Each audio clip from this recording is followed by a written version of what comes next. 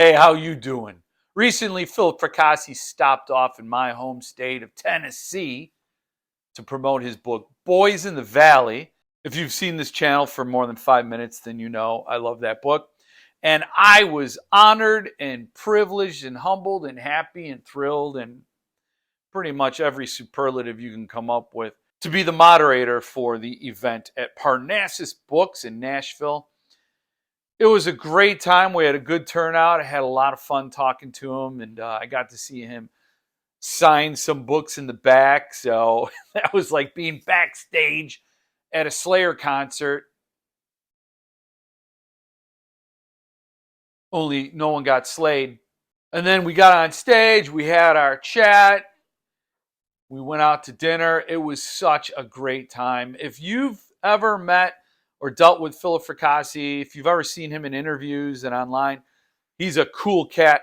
He's even better in person. The guy is just a great guy, man. Just a great guy, great author, and it was all around an event I'll never forget. He also handed me one of these. It's the official beer of the book, Beers in the Valley. I don't know any other author who's got a beer attributed to his work. So I'm going to crack this. Oh, that smells great. And I'm going to pour me some. These don't pour so well, Mitch. Mitch, these don't. Look at that. Look at that. That's a crappy pour. We're going to have to do some time-lapse photography to get to a point where we can move on with the rest of this video. That did not budge at all. So because that head wasn't coming down, I just did a whole new pour in an official Jeff Word glass. And we're going to sample it. That is really good. I'm a stout bro, stout boy. I don't know what the terms, I don't know what I could say anymore. I'm a stout boy, and this is something I would maybe even reach around a stout to get. You know what I'm saying? Like if there was a Guinness here, it'd be like, whoop. I don't know if I'd actually go around a Rapture stout, but this is excellent. This is so good. Oh, now I'm in the mood to watch Philip Fracassi give a talk about Boys in the Valley. I hope you are too, because that's what I got queued up for you. I mean, that's what I got. I hope you enjoy it half as much as I did. Hello, everybody. Thanks for coming out. My name is RJ Witherow. I'm the events manager here at Parnassus Books, and I am so excited that tonight we get to bring you Philip Fracassi for his new book, Boys in the Valley. Philip is a Bram Stoker award-nominated author who has been publishing more things than I can even name right now, and we're extra lucky because he is in conversation with YouTuber Jeff Terry. Jeff Terry. I kept saying Jerry, and I was putting the words together. Yeah. Jeff Terry of the Jeff Word channel. Sorry, Jeff. Please help me in welcoming out Jeff and Philip.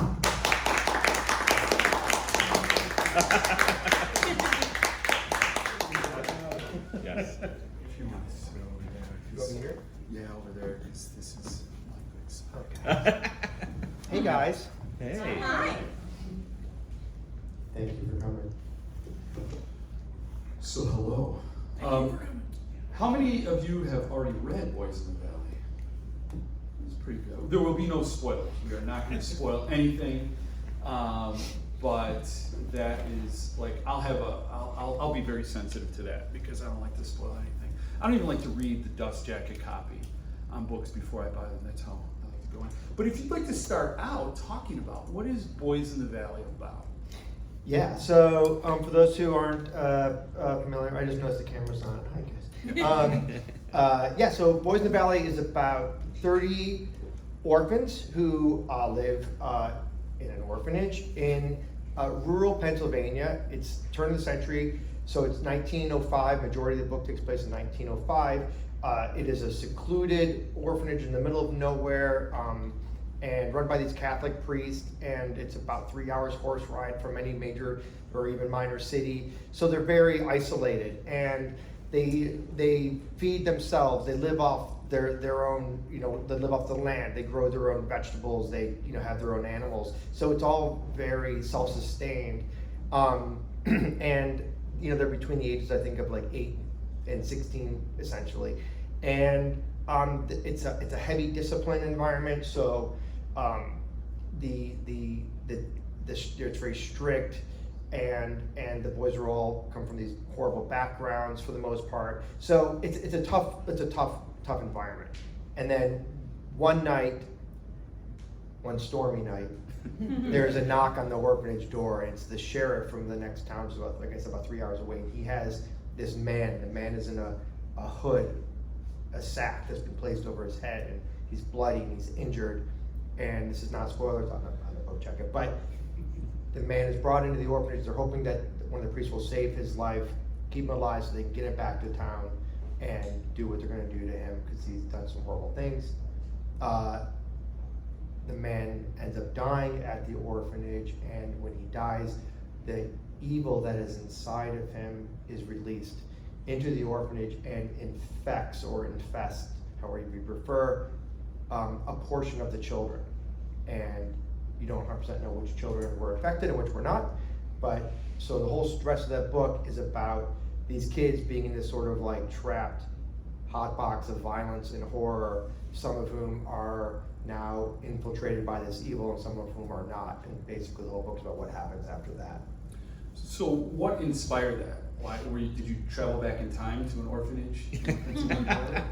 In some ways, I traveled back in time, in the sense that I'm also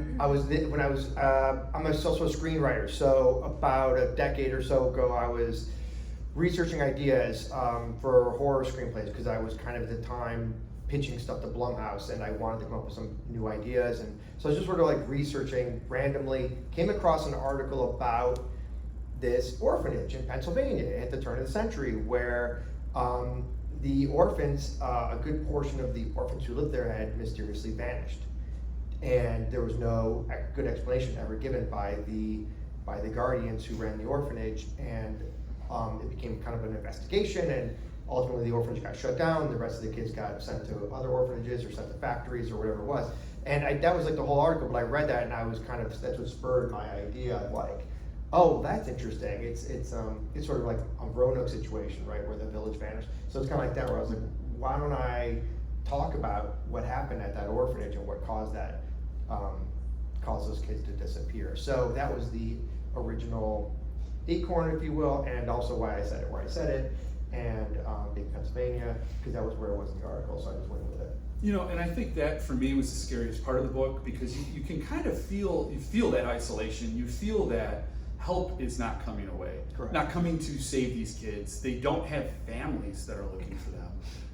And so they're isolated in so many horrific ways. And it's also like so far back in time where like we really don't know what happened. It's sort of like in the dark you can believe in the supernatural and in isolation.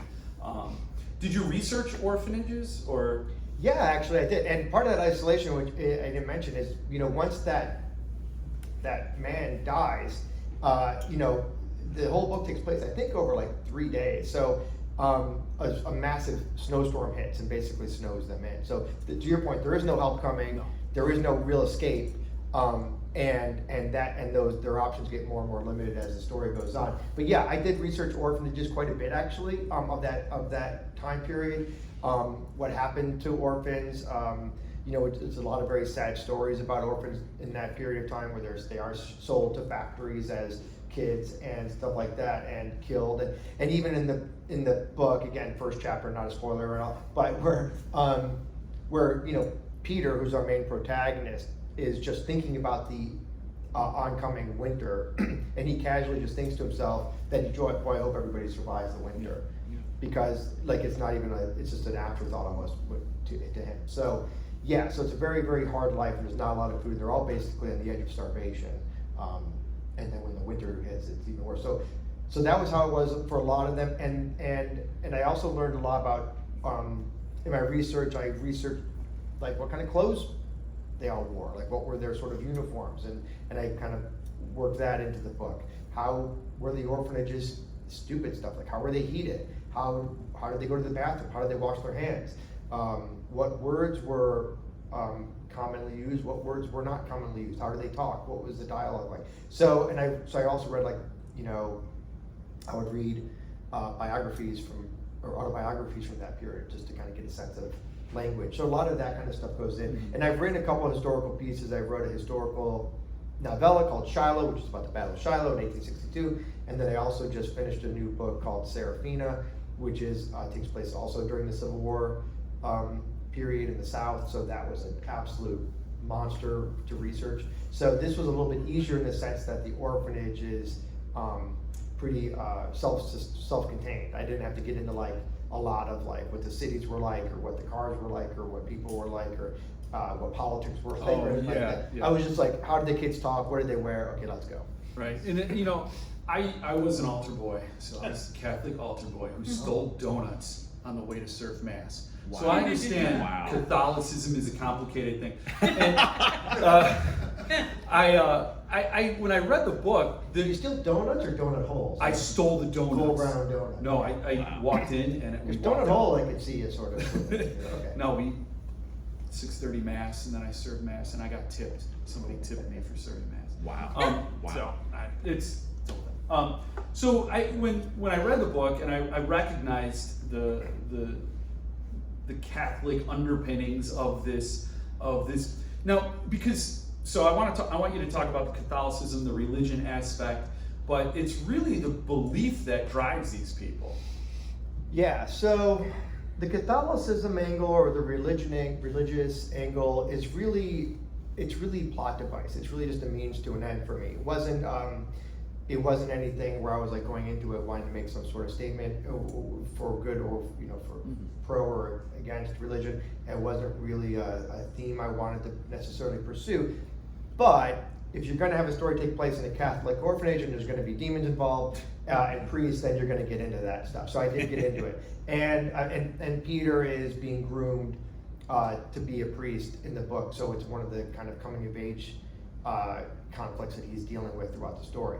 So, but to Jeff's point, yeah, it's really more about these kids discovering who they are through a very traumatic,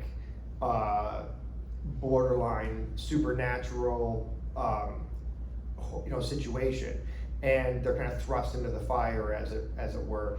And and a lot of the characters, like Peter, I mentioned, you know, is he going to be a priest or is he not does he not want to be a priest? And he's sort of lured by this, not lured is the wrong, but there's a young girl who lives at a nearby farm, and he goes to visit that farm with Father Andrew, who's sort of his mentor and father figure, and they become friends, him and the girl. So he kind of gets a sense of what a normal life might be. So he's got some decisions to make. But then when things get violent and horrible and really horrible and really violent, and he's sort of in this position as this, he's kind of like this older brother, you know, he's sort of like guardian himself of all these smaller kids. So now it becomes, well, it's not just about me, it's also about what do I need to do to save these kids. And there are moments where you are part of that process with him. So one thing about this book that I mentioned is like Peter's chapters are told first person and the other POVs are told third person. And the reason I did that was because I wanted Peter to be the one holding the reader's hand and guiding them through the story. And so you become very immersed in Peter's decision making. And there are other characters that are equally conflicted, but I don't get quite as deep as I do with Peter. I don't think the reader would feel quite as immersed. You can disagree, but like David is a very conflicted character. It would bat you around too much. But Yeah. you get a sense of those characters, and you do dip into backstories, Johnson and David, and you get a sense of every person in that orphanage is dealing with trauma. Yeah. Like that to me gives the story the heart and the struggle that Peter has with his own decisions, and how I think that gives it a layer of complexity that shows that there's a supernatural struggle in some regards, and then very real. They were already dealt a bad hand. Yeah, Yeah, and that's one of the things that I actually, I won't say struggled with, but I was very aware of when I was writing the book. I didn't ever want the supernatural elements to outshine Yeah. or outshout or whatever you want to put it, the character elements. And I really wanted the book to be about these kids and these decisions that they were making. Even the kids who are infected or infested, or they're still making their own decisions. This isn't like The Exorcist, where a demon takes over a child and that child has gray skin and bad teeth, and and vomits the pea soup and stuff. These kids are very much the same kids they were, but their choices, their motivations are now sort of amplified, and there's a certain empowerment to doing what they do, and they do things that they probably would not have done, but now they do. And David is an interesting character because in many ways he kind of agrees with what these kids are doing, because he hates the orphanage and he hates these priests and he hates his life there. So he's not necessarily that upset that like there's this rebellion going on, but he doesn't agree with the way it's being done. And he's also kind of a protector of the other kids. So, and he's also following sort of Peter's lead too. They're kind of like brothers in a way but they're also like sort of polar opposites. So David has a lot of conflict where he is legitimately like confused as to why he's doing the right thing over and over again, because part of him is saying that he feels like he should be doing the opposite, but because of the character that he has and the kind of heart he has, he ends up doing something that confuses even him, he was a really fascinating character to write. Mm-hmm. Mm-hmm. Yeah, the book to me was, I remember when I read it the first time, I felt like it was the weird balance of a slow burner but a fast page turner. And I felt like, you start with this sort of explosive prologue, and then you get a little bit of a character build, and then this other explosive event. So those things sort of dominate, but it's the getting to know. How did you do that pacing? Was that like intentional? I'm sure everything was intentional, but like, how did you find that rhythm? Because I think it worked really well. I've never read a book that I could say those two things about. Yeah, so somebody asked me, I think it was when I was in Houston, somebody said, how do you write something with so much horror and suspense in it? And I said, well, those are actually two different things. So horror is what happens in the story and what shocks the reader, or what makes the reader feel a visceral reaction to what's happening, or an emotional reaction to what's happening. Suspense is something that is the way, is in large part done by the way I write the story. So, the way you write chapters, the way you feed information to a reader, the way you kind of keep some information hidden and allow other information to come through, the way you maybe end chapters, the way that I alternate the POVs, so that you're never really feeling like anything's too repetitive.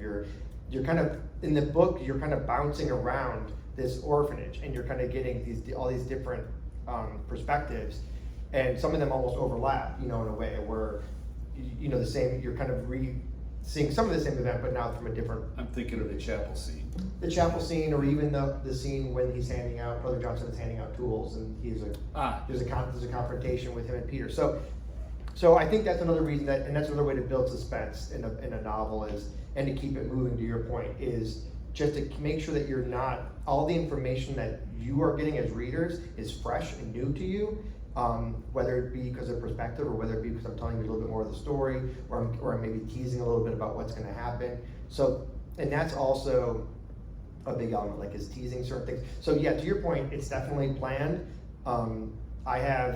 When I write a novel, I write like a couple pages of like, this happens and this happens and this happens and this happens. These are the kind of characters, and I kind of let that work in my head. But then I do like an incredibly detailed outline, chapter by chapter, and like little notes for each chapter as to what happens here, what am I teasing here, what information is happening here, what are you finding out here. So it's very much planned out. And then when I write it, like I wrote the first draft of the novel in about 4 weeks, and then I did another rewrite, which took me a few more weeks, and I had to kind of rush the rewrite because Paul Miller at Earthling wanted the book, and when he said he wanted the book, I just finished it. Like, I think I finished it like a couple days before he asked for it, and I was like, just give me a couple of weeks to do a quick rewrite. So I did a rewrite of the whole thing and then handed it to him. That's essentially that book. I mean, we did some cleanup, but really not much change. Well, I think you had the advantage of having had written the screenplay Right. beforehand, which, you know, Huge. you did change things. So that's curious to me. You wrote the screenplay, which people could read if they supported the Kickstarter. Yeah. It's awesome.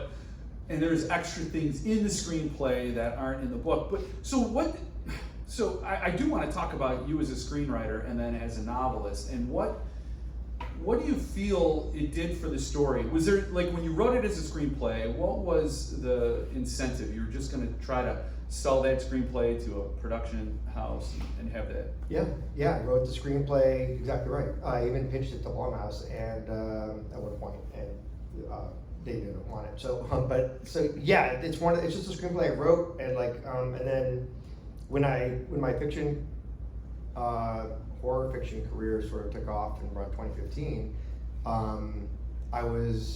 I had all these great stories that I'd already written and were never produced or never sold as screenplays, and so I wanted to tell those stories still. So I adapted my own work into novels. Gothic is another example of a screenplay I adapted into a novel, and it was really fun because they're two completely different mediums, and in a screenplay it's like your visual action dialogue, visual action dialogue, visual, and that's it. So to be able to go really deep into these characters and explore their motivation and explore their conflicts and get more into the psychology of the different kids and why they did the things they did, and to be able to like describe to a reader what it feels like to be possessed was all something that I could never do in a screenplay. In a screenplay, it's literally like, exterior, blah, blah, blah, sun is setting, Peter, dialogue, or whatever. So there's not much, you're not really getting a lot of that internal stuff. So when you approached it as, now I get to blow this up, I can color in the lines, I can make it this fully three-dimensional thing, this living, so that was exciting for you. Did you feel frustrated, like, writing screenplays, like you're hitting a wall, or, like, I'm trying to see, like, is that, like, was it exciking? Were you, like, champing at the bit? It's champing. It's champing, right? Champing. And it's lead LED. Screenwriting is a really weird profession. You have to really like the art of screenwriting because it's very technical, and it's something that you do really for others to create something with, versus it's your own kind of like artwork or your own sort of like creation. So it's just a different thing. So for me, I was much more excited about writing the novel version of Boys in the Valley than I was the screenplay. The screenplay I did work really hard on, but I did ultimately end up changing quite a bit in the novel that was in the screenplay. But like I said, screenwriting is much more of you do a lot of work, and you either don't sell it, and so nothing happens, or you sell it and somebody else rewrites it into something else, or you sell it and you spend the next year rewriting it because of locations and budget and the directors and the actors and all this other stuff. So I always think of screenwriting as a foundation upon which other people can build something, and whereas fiction is like it's all mine. I would think that's a scary endeavor because you've outlined the recipe and now you've handed it to a chef. Are they going to pull it off? Are they going to make this meal? Like, because when you do the screenplay, you have to have a director, actors, and all this other talent bring it to life. Whereas when you write it, you're the sole creative. Yeah. No, is that scary to me? I think that. No, I love it. I love having full control. I love having full control of the end product. And then when you sell. Because ironically, I've sold Boys in the Valley now for adaptation. So there's another screenplay that's been written by somebody else. So that's being, shopped around. Well, once the strikes are over, everything's on pause right now. But So I much prefer writing the book or the story and then having somebody else go do the movie stuff or the TV stuff, because then I don't really want to be involved that much with that part of it. I just want to keep writing the stories and the fiction, and I'll take the check and I'll take the credit. But other than that, I kind of and also it's like in my mind, and this is something that I learned from, and you've read the same thing by Stephen King. He said something about this where he's like, I don't see it as, I see it as somebody else doing their own thing with the story, and it's really more about them and their vision. So I don't really mind not participating. That said, I wrote a screenplay for one of my short stories that's being adapted, a story called That's My Old Friend. That's the last story. Great story. Beneath the Bell Sky, yeah. And then I'm working with the filmmakers who are doing Alter, making that into a movie. So we're kind of in cahoots. But then the other, I think I've got 7 projects right now. They're all in different stages of early development. So most of the other ones I'm not involved with at all. But a couple I am, which is fun. So when you're writing a screenplay versus writing a novel, are you thinking of two different? So when you write the novel, do you think of the reader? Like, when does the reader factor in, or is it just like you're creating this, and then? Oh. Yeah, no, I'm always thinking of the reader. No, I think of the reader from the get-go, because I'm thinking about the story, but I'm really thinking about how do I tell this story so I get the response that I want to get from the reader, or response might not be the right word. How do I tell this story so that the reader gets the best possible experience, would probably be the better way to phrase it. So there are some so I'm kind of strange in this way that all my stories and books are kind of, they're very different. They're totally different. I write them differently. So I kind of serve the story. So if the story needs a more pulpy, loud, brash, crazy, kind of prose, like Gothic, then that's how I write it. If I want the prose to be a little denser and I want the pacing to be a little bit slower, like this new book I just wrote, then that's how I want, then that's how I write it. So my short stories vary wildly in tone, and so I'm always kind of serving the story. So because I want the reader's experience for that story to be the way I envision that story experience to be. So, but I'm always thinking about the reader in the sense of how I tell the story so it's the most effective. And I gotta say, like, I've been reading Stephen King since I was 13 years old. Big time Stephen King fan. I love his stuff. He's got a magic, but his characters are so similar from book to book. It's like, I recognize you. You got a new name now, new job. Congratulations. And now I've read, Gothic, Boys in the Valley, Child Alone Strangers, Commodore. Can I name the other books? I've read some books that haven't been born yet. Wow. So Observe, Blue Butterfly, and Serafina. And I gotta say, it's great because the characters are so different, and they are not like Beth from Observe isn't in any other book. No, she's incredible. Wait till you guys meet her. And you will meet her. That book's been sold. That's coming out in the next year. So yeah, and it's hard to pick a favorite, but it's in some ways it's pretty easy because the books are so different. But I've not been disappointed by anything you've written, and it's just a baseline for me. I think Stephen King is sort of the baseline for comparison, and there really wasn't a question. no thanks. No, keep going. Just an observation. But what is the best thing a reader could say to you? Like if you wrote a book and then they came up to you and said, "This book, blank," like what is like the most satisfying? So you guys can say something later. Yeah, no, I love when readers tell me that they had an emotional reaction to a story or a book, whether it's anger or. But it has to be appropriate, emotional. Is that something? I don't even, and like, but yeah, I don't want to spoil anything. So, but yeah, I can. So people get emotional. A lot of people have gotten very emotional reading this book. So, and they've expressed that to me time and time again. So that's great.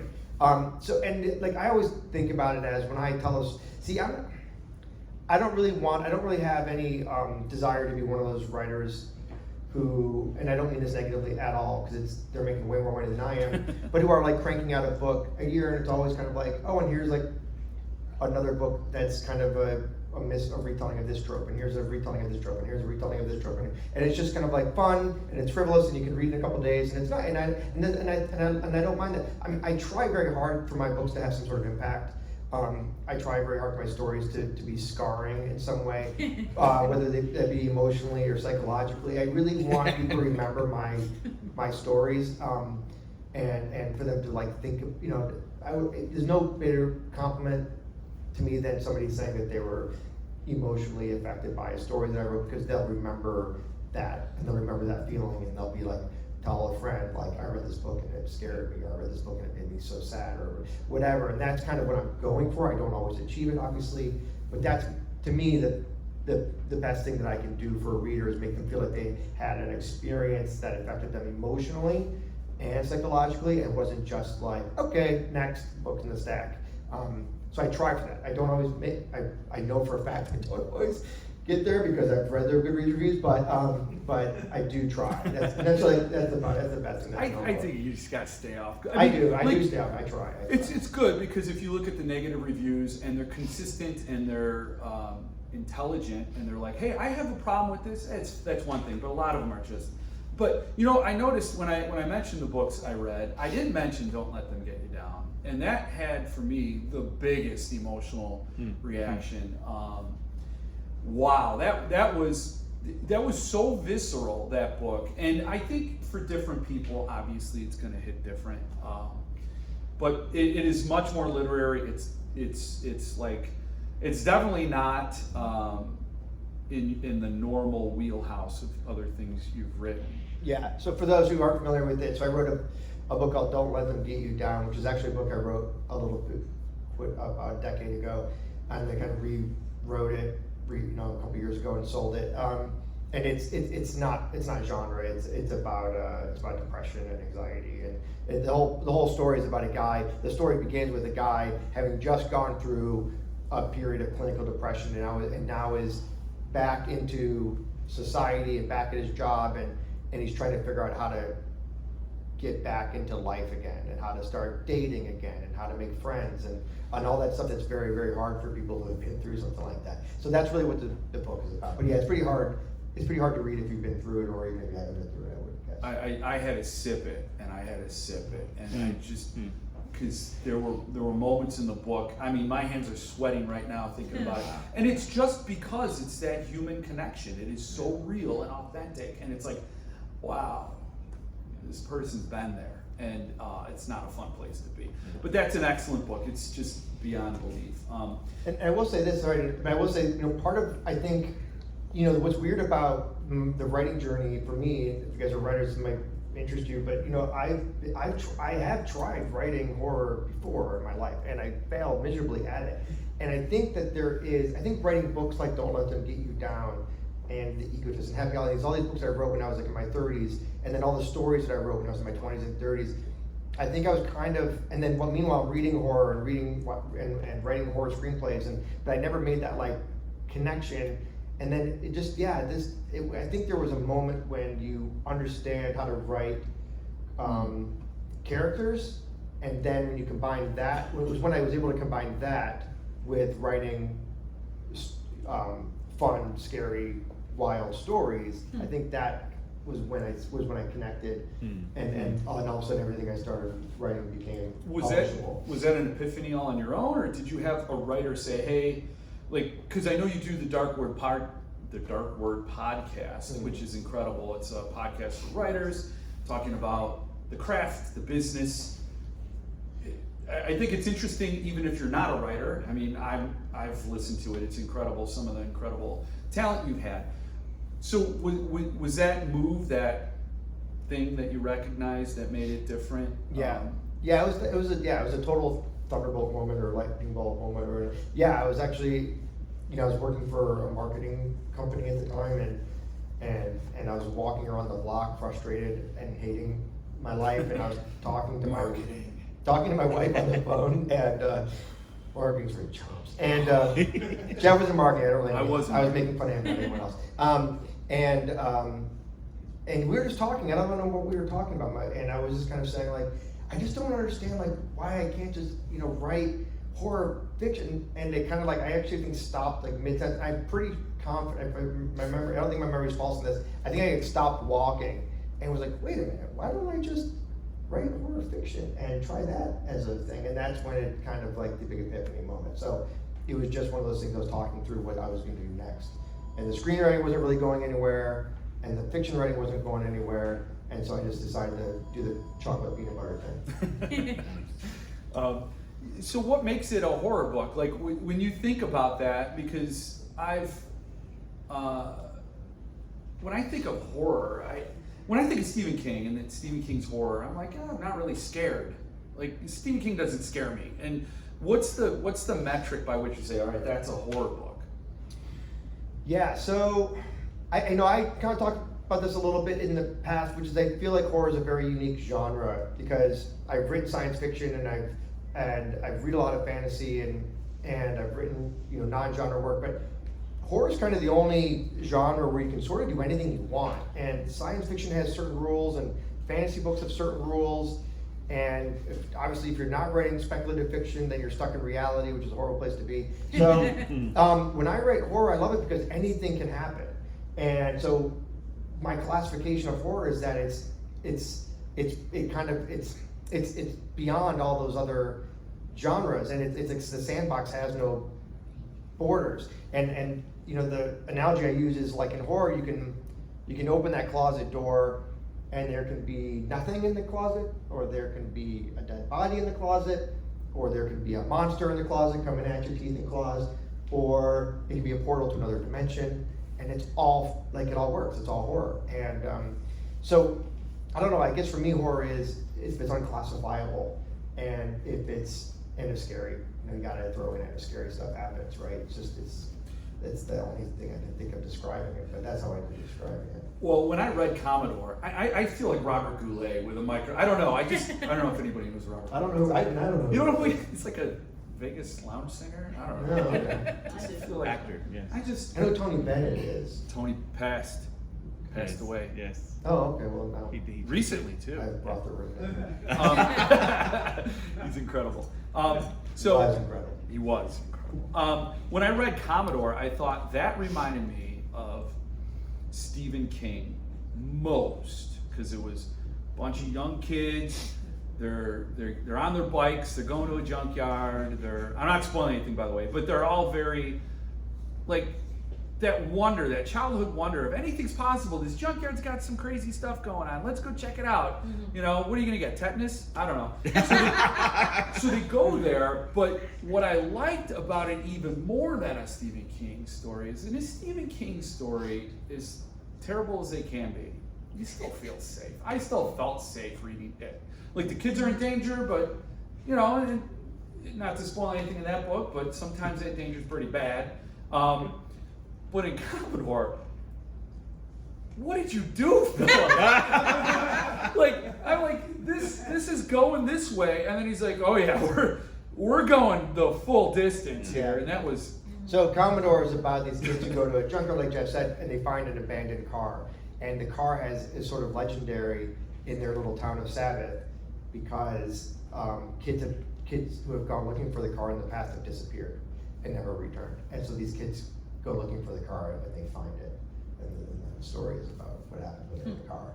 I like to do things that are very weirdly contained. Like Commodore is like a 45,000 word story, and the whole story pretty much takes place inside this abandoned car. Yeah. I have another story called Fate of Nero that's like 9,000 words, where the whole story takes place in a bathtub. I have one where the whole story takes place in a swimming pool called Alter. So I had this weird affinity for like contained stories, but It definitely focuses the vibe, the feeling. But what I really liked about it is that we're as a Stephen King reader, as some I keep saying Stephen King, but as a reader of fiction, you do feel like, okay, this is where the story should go, but you take it in a different direction almost every single time. And yeah, very purposely. yeah, it's not like plot twist. It's sort of like, this development is new. It just feels so new. Well, yeah, I've read a lot of fiction, and one of the things that I, as a writer, is if I'm writing a story and I feel like I'm getting a little, for lack of a better word, bored, or if I kind of feel like I know what's going to happen next, and it doesn't really interest me that much, or it's not blowing the doors off, or it's not exciting me, I kind of take a step back, and I'm like, okay, what if I just did this? Like this, what if I just went a completely different direction? And then when I start getting excited about that direction, that's when I know, okay, now that's what I know that will excite a reader, just like Jeff's saying, is I really try very hard. I don't always succeed, but I always try very hard to make things unexpected so that you don't feel like you're just reading the same kind of story that you've already read. And I always try to like change direction in ways that are, but that also serve the story. Right. To Jeff's point, it keeps things it tends to elevate the tension and elevate the horror versus like distract. And it's not like a bait and switch. It doesn't feel like you were, well, I was expecting Ross and Rachel to get together. What? And you just didn't. She's with Joey. I mean, I didn't watch Friends, but you don't feel robbed. You don't feel like this. Oh, this or a Deus ex machina. I didn't say is it machina. I think But it just doesn't feel like.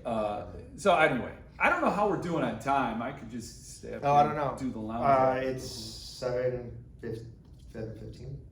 So we're talking for 45 minutes. I can do a reading. You could do a reading. We could also. Nope, no one asked you. So why don't I do a quick reading, and then we can do some audience Q&A. Yeah. Unless you want to go more questions. Okay. No, I think. I need a book though. I think people need to get a taste. Okay, so I'm going to read. I just read the prologue in this one because I don't want to spoil the book for anyone. So it's kind of hard to read and hold the mic, but if you want to read along, you can, or I can just read it too. So this is this prologue is Peter's backstory. It's approximately 7 years before we all go to the orphanage together, and this is how Peter basically becomes an orphan. Harris Valley, Pennsylvania, 1898, midnight. The muted thunder of wagon wheels wakes me from shallow sleep. Outside my darkened window, the clop and hard breath of horses. A rattling wagon pulls close to the house, then slows, then stops. Men's raised voices group together, then fall apart. Disappointment veiled by revelry and drink. I hear Mother in the kitchen dividing my attention. I throw off the blanket and run barefoot to the window. Cold air pushes through thin glass, and I shiver. Father's inky silhouette stands in the narrow lane, one arm raised. He cries out, and now distant voices reply. His arm drops to his side. He turns toward the house and appears to stumble, then catch himself. The long black line of the rifle, cradled in his arms, points skyward. Pots clatter from the kitchen, and I run to the door that separates my room from the living room area. This includes a sitting space, a dining area, and kitchen.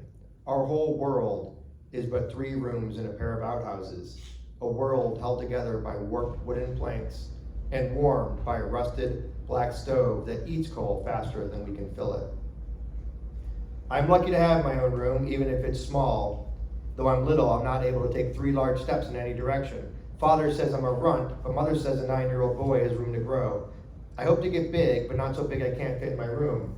I like it too much. I'll take your microphone. I was just hold my hand out and hold the microphone. If No, you it's turn okay. a page. Oh, no, you're sweet. That's okay. That would be weird, right? I see more clearly now because Mother has lit the kitchen lanterns. There's enough space between my bedroom door and the frame to stick a finger, so light comes through easy, coats the dark walls, and disrupts the shadows in the corners and beneath my bed. I step softly to the door. It wouldn't do for them to know I'm up, and put an eye to the gap. If I swivel my head, I can see the entire kitchen and the dining table, but not much else. I'm cold and nothing but long johns, but want to hear about the trip. Mother has the stove going, and I smell the warming onion soup she'd taken from the icebox. She puts on the kettle for coffee. Father slams the door, and the house rattles. Mother wipes her hands on her apron in a way she does when she's upset, like she's wringing it dry. Father enters my field of vision, all beard and worn leather, a beat-to-hell Stetson wedged over black hair. He pulls out a chair, sits heavily. The rifle butt clunks against the floor, and he looks at the old Winchester as if willing it to speak. Nothing, Mother says. Nothing at all. Father waits for the gun to answer, but it stays silent. What's in that pot, sissy? And some coffee. It's heating, she says, stirring. She keeps her eye on the stove, off my father. You've been drinking. I inspect him more closely for signs of drunkenness, wondering what my mother sees that makes it apparent. But nothing stands out. He looks tired and wronged, but that's his natural state. Sure, if you're shooting poachers, land's dry. Father shakes his head. He takes off the Stetson, sets it on the table. He still holds the rifle. I want to open the door and go to him, sit with him, and talk like men about the sheriff and the land. The kettle starts to whistle. What are we going to do, Jack? The garden can provide some, but we need meat. Winter's coming. Father runs a hand through his long hair. Please, he says, and I tremble at his voice as well as the cold. Shut up, sissy. Just shut up and bring me some coffee. I will my mother to stop, to leave him be. She knows what he's like. I close my eyes for a moment and silently pray. Then I watch. The kettle is screaming, and I know if I hadn't been awake already, I would be now. The house is filled with the high-pitched shriek of rushing steam. I see, Mother says. You go out with the boys for 2 days, drinking and who knows what else. Leave me and Peter here to starve. To starve! She screams this last at him, and I see my father's face redden, his eyes closed tight, then open wide. Shut your goddamn mouth, he yells, spit flying in the lantern light like mist. Shut it, shut it, shut it. You're horrible, Jack. You'll wake Peter. Father slams his hand on the table, and Mother, realizing she's gone too far, pushed him too hard, quickly removes the kettle and pours coffee into a cup next to the stove. The reprieve of the kettle's whistle is luxurious. You're a disappointment, she says as she pours. How dare you swear in my house? Use the Lord's name in vain. He mumbles something. It sounds like that's enough, but I'm not certain of the words. I just know he's upset. I've never seen him in such a state. His downcast face is stone, his eyes black pearls. Mother brings the coffee cup to the table, lips tight as a pulled drawstring. You aren't no husband, she says. You aren't even a man. He turns to retort just as she arrives with the cup. His elbow knocks it from her hand, and the hot coffee drops into his lap. Father screams in pain, leaps up. The chair clatters to the floor, and Mother backs away, hands raised in supplication. Apologies and terror spill from her mouth. Enough, he says. I watch his father, with a practiced and casual movement, raises the barrel of the rifle and cocks the lever with a hideous smoothness. Mother holds up her hands. Oh, Lord Jesus! The eruption of the gun shatters the air. Mother jerks backwards if tugged by the hand of God. She hits the stove with such force that the door pops open and coals fly out in a shower of sparks like burning souls. A lantern on a nearby hook crashes to the ground and fiery oil splatters the floor and wall. Frail curtains catch the hot spray and burn. There's a moment where time stands still, and then Father is howling. Oh, sissy. He puts a dirty hand over his mouth as the room brightens. Oh, damn it, sissy. He kneels beside her and sobs. Wet heat runs down my leg, and I look down to see a puddle forming around my foot. When I raise my eyes, Father is once more seating himself at the table. One wall crawls with flame. Dark smoke rides the low ceiling like storm clouds. Father turns his head toward my door, and for a moment our eyes meet. I imagine how I must look to him, a sliver of sun, a bright probing eye in the dark, watching his sins. Father holds his eyes on me. I make a study of him. Wet eyes and mussed hair, straggled beard, a sweat-sheened face smeared in prancing red flames. He looks away, back to my mother. He doesn't turn toward me again. I want to cry out, to scream, to run to him. My teeth chatter. I begin to moan and I can't stop. I can't move. I can't breathe. All I can do is watch. He slowly cocks the lever of the Winchester, the very one he taught me to shoot with that past summer, puts the grip between his knees and the barrel's lusterless tip beneath his chin. Something inside me comes awake, and at the last second, I shut my eyes. This shot is duller than the first. Breathing fast and heavy, I pull open the door and stare boldly at the scene. For a moment, I see myself as a spectator, a thin shadow shaking before a fiery dragon, crotch-stained and whimpering. Before me is nothing but death and blood and smoke and flame. My whole world is fire.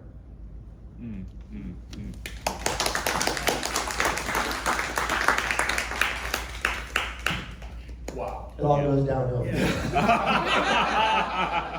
But you just, I mean, in that little glimpse of the world is how he's baptized by fire, basically. Yeah. And this delicate balance, this cruel, awful world that he's thrust into. I think hearing you read it, I really picked up more on the kettle, the whistle, that tension, the building, and that slight reprieve, and then bam.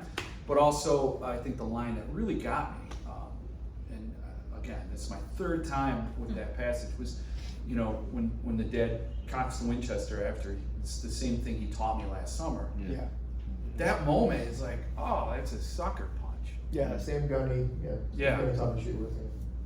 Because it's like, yeah, they planned on being a family. They had every intention of growing and prospering, and that's all taken away. And you realize the theft of everything from Peter at that moment. Boom. Yeah, and that's also, the prologue is one of the times, it's, you know, I get a little bit into the backstory of the other kids and the other priests and stuff like that, but that's really the only part of the whole novel where you are shown shown what happened. But you still get to know them. I mean, it's Yeah. it's like you might not go deep, but you see the way they react to this tragedy that unfolds at the orphanage and to each other, and how they are in these desperate times. And you can tell, like, the whole book is that kettle. It's gonna, like, that whole book, the tension and that desperation is all there. Yeah, in many, many ways, the prologue is sort of a microcosm of the book, yeah. Yes. Great book. Great book. So, Want to do audience we could do questions? Q&A if you have Q's. He has A's. Yeah. Anyone have any questions before we go to Simon again? Yeah, one thing I was surprised about, because, I read, in general what the story was about, and I was wondering what your decision-making process was. The idea of young boys, orphanage, Catholic priests, combining those together, and I was surprised the story didn't go into any kind of abuse, sexual abuse. There's some hint of it with David and Father Poole, but that was more about something else it seemed to have. So was that intentional on your part? Yeah, it was intentional. So the thing with me is I kind of don't really want you to hate any character, even if they're the villains or per se. I really want the characters to all be a little bit likable and have a little bit of, I want you to be able to have a little bit of, if not empathy, at least understanding as to why that character is the way they are. Like Father Poole in this book is sort of like the go-to villain, but in a lot of ways he's just the way he was raised. It's the way he was taught to discipline, and his logic almost makes sense in a way. Like when he lectures the boys about why he disciplines them the way he does. He actually has a logic to it that is kind of hard to argue with. And so I kind of want all in my books, a lot of times the villains will surprise you and they'll do something that you unexpectedly positive, and a lot of times the heroes will do something unexpectedly not positive or not so smart, or they make mistakes or they do something selfishly. So I really try and make my characters very human and very three-dimensional. So one of the reasons, to answer your question more directly, is I didn't really want you can't come back from that. So that was in my mind. So I really wanted them all to have some sort of redemption quality. That was probably why I kind of stayed away from that. And also, it wasn't necessarily the story, so it didn't serve the story. So I thought it'd be more of a distraction. But I think because you kind of went there where you thought maybe that happened, I think there's room. I think that's what great writer will do is let the reader add details, assemble some of it, and maybe wonder, like, Well, it's seeming like old school in the sense of we don't have that contemporary mindset of, you know, this is a bad combination and we know what's happened in some of these orphanages. So I was, you know, pleasantly surprising that it didn't go there, because that might have been such an obvious. Yeah, and like I even mentioned earlier when we talking about the religion thing, I don't even really, I try very hard to kind of give Catholicism a fair shake. I think there are characters who are priests who are these, you know, like Father Andrew or whatever, where there are these amazing people who are, you know, good, and then there are others who use the religion in ways that are bad. And so I try and have a very balanced take on religion in this book. So I really didn't want anyone coming out of it thinking I was making one argument or another when it came to that. I really wanted it to be about these kids and their choices, and that's really the point of the book. So I wanted to keep the focus there. Any other questions, you guys? Yeah. Yeah, you seem to use present tense in a lot of your writing. Is that a conscious choice, or is that something you may have brought over from screenwriting? But I'm just curious because I see people use it occasionally, but not almost exclusively. Yeah, so it varies. I can't remember all my books or stories, but when I tend to write very in the moment kind of fiction, and I don't know a better way to explain it, and so even historical fiction in a way, I really want the reader to feel like this is all happening now. And so I guess that's why I do a lot of the present tense, because I feel like especially when you're writing horror or suspense, I feel like if you're like saying, well, if you're writing in a kind of the past tense voice, it feels less like immediate, it feels less like in your face, and I kind of want us all to be, you know, looking around that corner together as to what's down the dark hallway. And so I think that's one reason I do it. I actually, and like I mentioned earlier, I know I'm repeating myself a little bit, but like doing the POVs the way I did in this book, I really wanted Peter's POV to be the one that people like gravitate to the most. Yes. So I do little things like that, and I actually wrote a book called The Child and All With Strangers, which Jeff is giving away a copy of today somewhere, and to the extent where that book is about a little kid named Henry who was kidnapped, and he's kidnapped around page 80 or something. I don't know exactly when, but up until, and it's on the back of the book, guys, not a spoiler.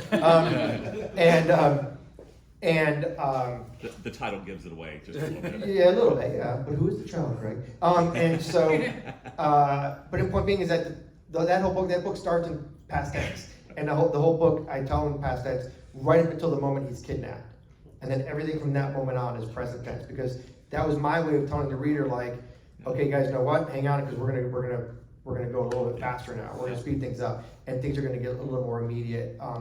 And I don't think any of the editors who even read that book picked up on it. I didn't. Yeah, but it's sort of my way of sort of using the mechanics of prose to kind of like manipulate the reader a little bit, for lack of a better word, so that I'm speeding things up in your mind too, and making sure the pages are turning fast. And that's one of the things I mentioned earlier about how suspense is created in the way you write something, and not necessarily just in also the story, whereas in the word of the story. Well, what really got me with Child Alone with Strangers is, like, yes, the kidnapping.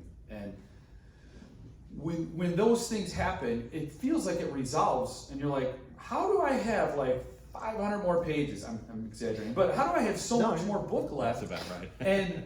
And that book is so wild, because you have this story and then this story, and it just sort of escalates without feeling like a potpourri of just whatever he had scraps in his drawer that he decided to put in a book. Because it just, there's this escalation, and it's brilliant, but I didn't realize that it was the change in tense. That's pretty cool. One of the things, yeah. So Child is a 600-page crime horror novel that definitely escalates into the point where I think the last like 150 pages is like all one long scene. One long sequence. Yeah. It's amazing. It's great.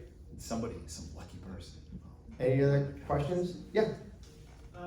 You two discussed earlier how a lot of your work is different. So Boys in the Valley, like tonally, and I'm sure you're in a different headspace compared to like Gothic or maybe a short story. As a writer, are you ever tempted to just stick to one type of writing style and tone and narrative? Because I would think if I was a writer and like I had to book in my first book that was a huge success, I'd be like scared to deviate from that. And some of my favorite horror writers, I love them, but like every short story is like I love Ligotti, but like everything he writes is the same tone. And I don't know if I love that or not, but were you ever tempted to just stick with one? Yeah, and that's what I was saying earlier. No, the answer is no. I really don't want to be that kind of writer.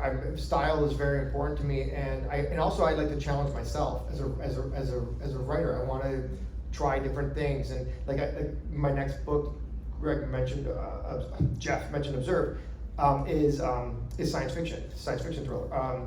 Another book that I wrote that Jeff read called Blue Butterfly is really like a speculative thriller. It's not really horror. So, and I've written children's books. I've written a poetry book. So I kind of like to challenge myself and really push myself to write things in a way that I haven't written them before, to give the reader a different experience, and also give myself a different experience writing it, so that it's not just like, okay, now here's me telling another story that you're going to forget the second you close the book. I really want every experience to be unique. So so I try very hard to do that. And I understand what you're saying, and there is. So Boys in the Valley was my first Big 5 release. So there is a temptation to be like, and okay, so like, I'm on camera, shit. Okay, well, I was gonna say I'll just tell you guys, but no. Control it. But so I turned in I wrote another book for the same publisher. God bless him, love him. And but I knew when I turned it in, it was different. I knew it wasn't like Boys in the Valley, and I was very, very worried about that. But I was still, that was the book I wanted to write, and I was writing it the way I wanted to write it. And it wasn't a shocker when we all mutually agreed that it wasn't a good fit. So now I'm going to write them something else. But I still wanted to write the book I wanted to write, and I didn't want to change that story to fit this mold, because that's what they thought they could sell easier. And so I stuck with it, and now that book may never come out, but it's the book I wanted to write, and it's written the way I wanted to write. So no, I always try and do something different. I do feel that pressure, but I don't. To me, it's my art, it's my passion, and that's what comes first. And I'm always serving the story. I say this all the time in interviews and stuff. I'm always serving the story. Whatever is the best way to tell that story, that's the way I'm going to write it. And that's it. There's no argument or there's no discussion. So it always serves the story. And I think that's a noble challenge to take on, because it's harder to sell a story. You get a Chuck Palahniuk story, you're getting a Chuck Palahniuk story. We know what to expect, the publisher and the reader. So it is a gamble to take on a book like Don't Let Them Get You Down and then do Gothic, which is no less entertaining, but just a different place to be. Absolutely polar opposites, those two. I mean, they are, but I hate saying that because it sounds like I adore one, so if it's polar opposite, it's not the case. It's just, it's a gamble, it's a noble challenge, and I think it's super refreshing. And I can say that if you've read one Fracassi, you're going to read something different, but it's still going to be great. Seriously. Thank you. That's very nice. So hopefully people like the sci-fi stuff, and then That's my favorite. And then I'll get another horror book out there. Horror's always my home, because that's, like I told you earlier, that's where I can do whatever I want. I feel my great freedom in writing horror. But yeah, and it's also just like I mentioned the story. Sorry, not one last thing. I know we're gonna go, but it's like Child Among Strangers was a 600-page story, and I sold that book to two publishers wanted that book, and both publishers wanted me to cut it down, and both times I said no. And so it's just that's the story. I don't know how else to say it. So, but that's a 170,000 word book. Boys is, I think, just 90,000. Observe is 70. You know what I mean? It's always the story. It's always the story. Whatever the story needs, that's what's happening.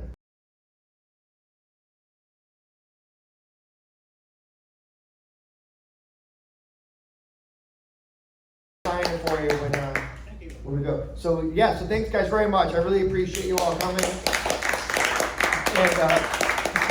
And now the books are signed, I think, already, but if you want to personalize, if you want to do a picture or just say hello, please come up. Yeah. Thank you both for an excellent Thanks. conversation. Thanks RJ, Thank thanks you for both. Parnassus.